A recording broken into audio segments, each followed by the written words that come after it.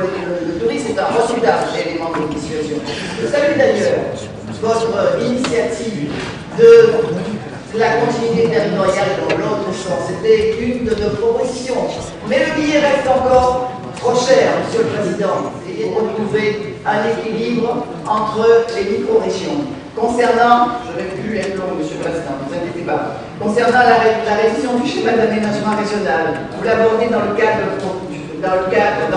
de la loi NOTRe, mais vous omettez de viser l'article 206 de la loi du 17 août 2015 relative à la transition énergétique et à la croissance verte. Il a dit bien que les schémas d'aménagement régional approuvés avant le 1er janvier 2016 seront révisés avant le 1er septembre 2020 afin de fixer les orientations fondamentales à moyen terme en matière d'atténuation du changement climatique et d'adaptation à ses effets, d'économie d'énergie, de qualité de l'air et de valorisation du potentiel d'énergie renouvelable et de déterminer les objectifs et seuils à atteindre en matière d'énergie renouvelable et d'économie d'énergie.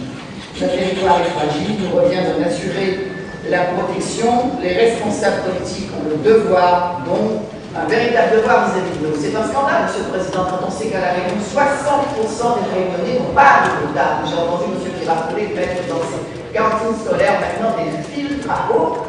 Et donc c'est un travail, ça c'est un investissement qui est indispensable, qui ne fait pas de désordre, c'est un investissement silencieux. Chez M. Labouac aussi c'est la même chose, chez vous aussi c'est pareil. L'eau à Saint-Pierre c'est la même chose. Et donc c'est un travail considérable, c'est là-dedans qu'il faut investir, parce que l'eau c'est la vie.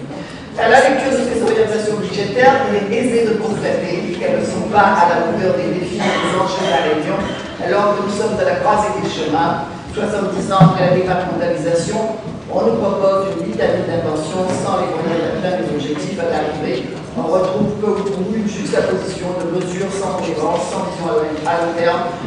Il est inquiétant de constater que l'avenir de la Réunion repose sur vos 7 piliers de la réussite réunionnaise, les 7 piliers d'argile, et ce ne sont certainement pas les 7 piliers de la sagesse de Laurence Zavali. Je vous remercie.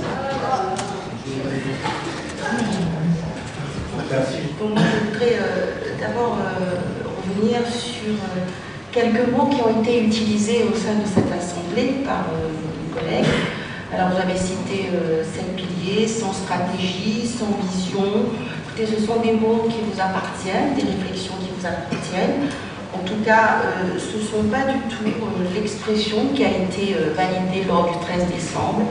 Moi, j'ai envie de dire à Mme Mugadilo, quand vous parler des 7 piliers qui n'ont aucune liaison avec la sagesse, moi j'ai envie de vous dire que ces 7 piliers, c'est la sagesse du peuple réunionnais qui a eu l'occasion de le valider le 13 décembre, Monsieur Didier Robert, président de la région, avec sa majorité.